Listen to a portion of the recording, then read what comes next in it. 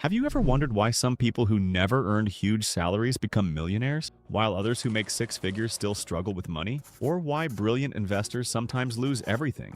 While ordinary people quietly build fortunes, it doesn't seem to make sense. We've been taught that money is all about intelligence. Learn more, work harder, make more, invest smarter, and eventually you'll become wealthy. But what if almost everything we've been told about money is incomplete? What if financial success has less to do with how much you know and far more to do with how you behave? That's the question Morgan Housel explores in The Psychology of Money. He argues that the biggest financial decisions aren't made with spreadsheets or calculators. They're made in moments of fear, greed, patience, envy, confidence, and uncertainty. That's why two people with the same education, the same income, and even the same opportunities can end up living completely different financial lives. This book has sold millions of copies because it doesn't teach you how to beat the stock market. It teaches you something far more valuable: how to avoid the mistakes that quietly keep people from building lasting wealth. So in this video, we're not going chapter by chapter. Instead, we'll combine the book into 6 unforgettable lessons that will completely change the way you think about money, wealth, and financial freedom. Welcome to McReads.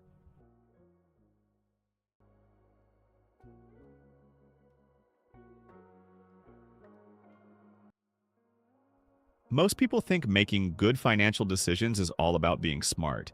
But if that were true, intelligent people would all make the same choices with money. They don't. Morgan Housel says something surprisingly simple: no one is crazy. People make decisions that make sense, based on the life they've lived. Imagine two friends hearing the exact same investment advice. One invests immediately, the other refuses.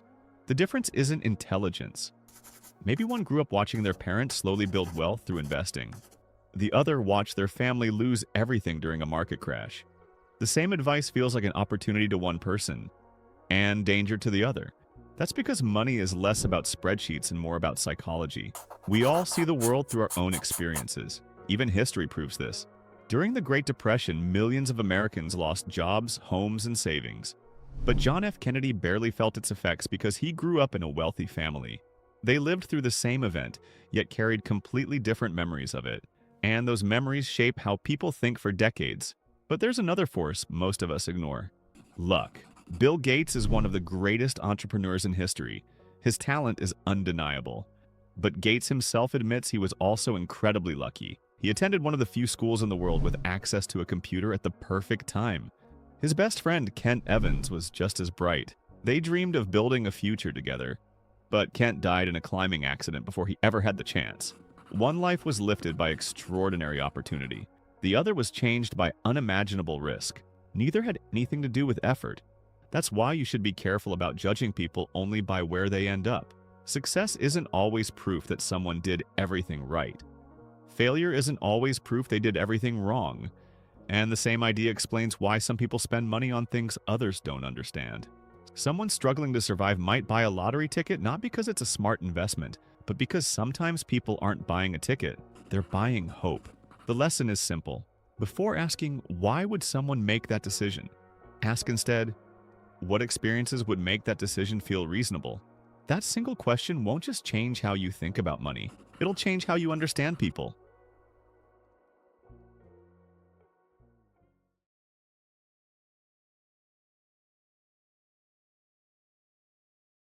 Most people think building wealth is about finding the perfect investment or making one brilliant financial move. But Morgan Housel argues that's almost never how it works. Real wealth is usually built quietly. Not through excitement, not through constant buying and selling, and definitely not by trying to get rich overnight. It comes from doing a few simple things consistently, protecting what you've built, and giving time a chance to do what nothing else can. Take Warren Buffett. People often focus on his investing skill, and yes, he's one of the greatest investors ever. But Morgan points out something most people miss. Buffett started investing when he was still a child and kept going for decades. In fact, the vast majority of his fortune came after the age of 65. His greatest advantage wasn't just intelligence, it was time. That's the power of compounding. Small gains repeated over many years eventually become extraordinary results. And this doesn't only apply to money. Think about learning a skill, building a business, or even growing a YouTube channel. At first, progress feels painfully slow. Then one day people say, you became successful overnight. What they didn't see were the years of quiet consistency. But here's the catch. Making money and keeping money are two completely different skills. Many people know how to earn. Very few know how to protect what they've earned. Morgan shares the story of Rick Guerin, an investor who was just as talented as Warren Buffett and Charlie Munger. The difference wasn't intelligence. Rick borrowed too much money. When the market crashed, he was forced to sell everything at the worst possible time. Buffett survived because he left room for bad days. That's one of the biggest lessons in this book. Success isn't just about making great decisions. It's about avoiding the one mistake that takes you out of the game. You don't need to be perfect. You just need to survive long enough for time to reward you. And here's something else most people never realize. You also don't have to win every single time. In fact, some of the greatest investors in history were wrong surprisingly often. Peter Lynch once said that if you're right 6 times out of 10, you're doing incredibly well. Even Warren Buffett made hundreds of investments, but only a handful created most of his fortune. The same pattern appears everywhere. Amazon tried countless ideas that failed, yet a few breakthroughs transformed the company. One huge success can outweigh dozens of ordinary failures. That's why you shouldn't judge yourself because one investment didn't work, one business failed, or one opportunity didn't go as planned. Keep making thoughtful decisions. Keep showing up. Because in the long run, wealth isn't built by constantly chasing the next big thing. It's built by staying patient, protecting your progress, and allowing a few great decisions to grow into something remarkable.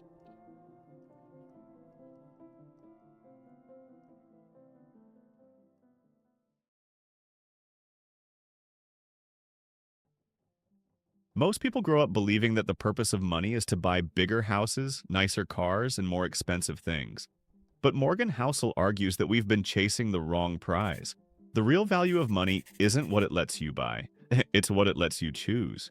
The highest form of wealth is waking up in the morning knowing you control your own time. You can leave a job that's draining you, take a break when life becomes overwhelming. Spend time with the people you love instead of constantly worrying about the next paycheck. That's what money is really for. Research has found that one of the biggest predictors of happiness isn't income. It's feeling in control of your own life. That's why two people earning the same salary can live completely different lives. One spends every dollar trying to look successful. The other quietly builds savings. Then life happens. A company downsizes. An opportunity appears, or an emergency arrives. Suddenly, the person with savings has choices, while the other has none. Money didn't change who they were. It simply gave one of them more freedom. And that brings us to one of the most eye-opening lessons in the book. Morgan calls it the man-in-the-car paradox. Imagine someone drives past you in a brand new Lamborghini. You probably don't think, I wish I were that person. You think, I wish I had that car. People aren't admiring the owner, they're admiring the possession. So buying expensive things to impress others rarely works the way we imagine. Morgan learned this himself while working as a hotel valet. Every day he parked Ferraris, Rolls-Royces, and Porsches. At first he thought people must admire the drivers. Eventually he realized almost nobody cared about who was behind the wheel. Everyone was looking at the car. That's why he says one of the most important lines in the entire book. Wealth is what you don't see. The luxury car is visible, the investment account isn't.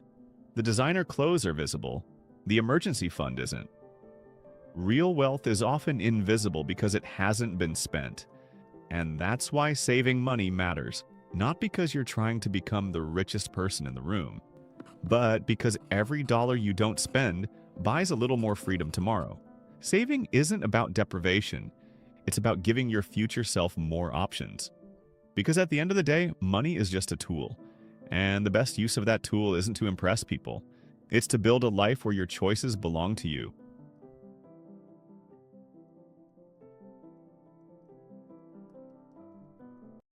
No matter how carefully you plan your financial future, one thing is certain.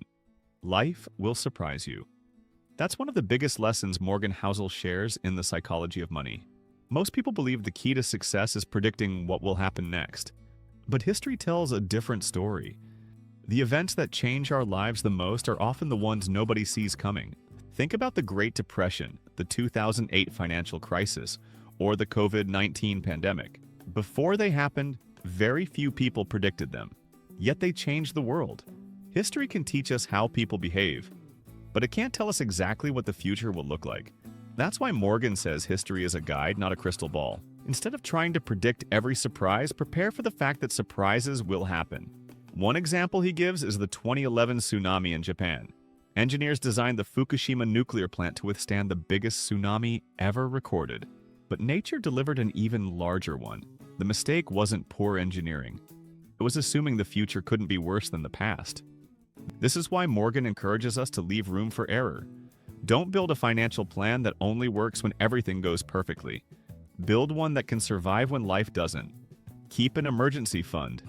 Avoid taking on more debt than you can comfortably manage. Leave yourself a cushion because unexpected expenses, job losses, or market crashes are all part of life. He also reminds us that it's not just the world that changes. You change too. The goals you have today may not be the goals you have 10 or 20 years from now. A career you love today may not make you happy forever. That's why the best financial plans are flexible. They give your future self the freedom to choose a different path if your priorities change. Finally, Morgan explains that nothing valuable comes free. Every reward has a price. In investing, that price is uncertainty, patience, and the emotional discomfort of watching markets rise and fall. Many people quit because they mistake normal ups and downs for failure. But those ups and downs are simply the cost of earning long-term returns. If you accept that price instead of running from it, you're far more likely to stay invested and let compounding do its work. The lesson is simple. You can't predict the future, but you can prepare for it. Build flexibility into your plans, leave room for mistakes, accept that life will change, and understand that every worthwhile reward comes with a cost.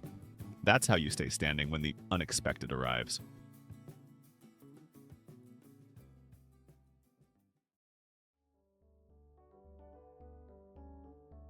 Even smart people make poor financial decisions, not because they lack intelligence, but because emotions often influence money more than logic.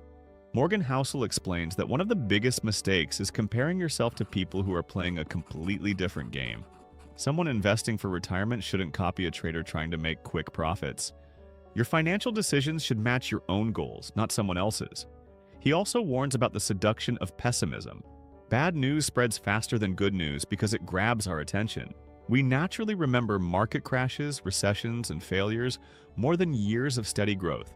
As a result, fear can make us believe the future is worse than it really is, causing us to miss great opportunities. Finally, Morgan explains that people often believe stories that make the world feel predictable, even when they aren't true.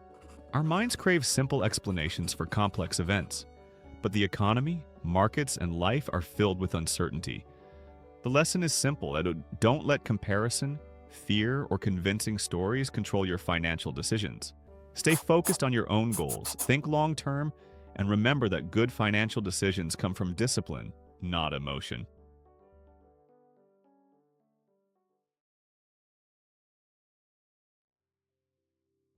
As we reach the end of The Psychology of Money, Morgan Housel leaves us with one final reminder. Success with money isn't about knowing the most. It's about behaving the best. Throughout this book, we've seen that wealth isn't built by chasing every opportunity or making perfect decisions.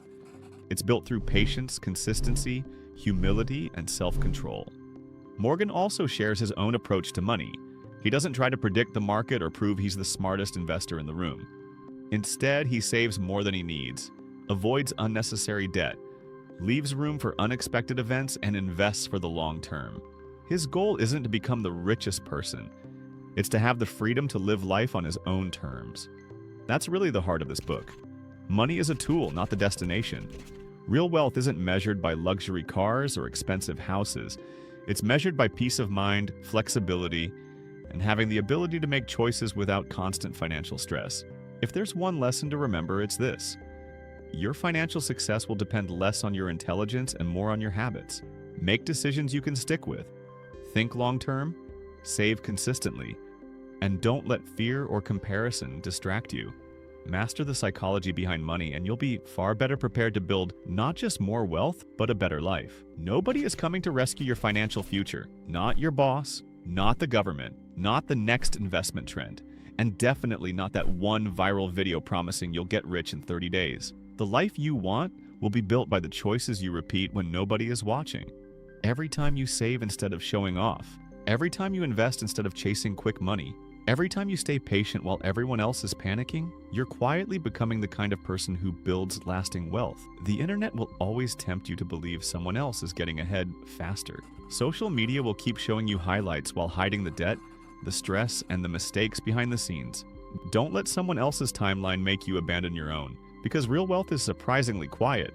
It gives you options. It gives you peace. It gives you the freedom to say no to things that don't align with your values and yes to the things that truly matter. If this book teaches anything, it's that money isn't a test of intelligence. It's a test of behavior. You don't have to predict every market, catch every opportunity, or make perfect decisions. You just have to keep making good ones over and over again. Years from now, your bank account won't simply reflect how much you earned. It will reflect the habits you chose, the emotions you controlled, and the future you decided was worth building. And if you can master that, you're already ahead of most people. Ecology that changes everything.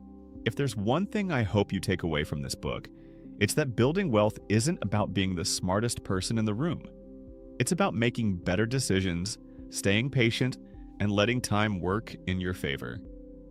If you found this summary helpful, I've created a free ebook with the key lessons and practical takeaways from this book to help you put these ideas into action. You can download it using the link in the description below. And if you enjoy content like this, be sure to subscribe to MacReads, where we turn great books into practical lessons you can actually use.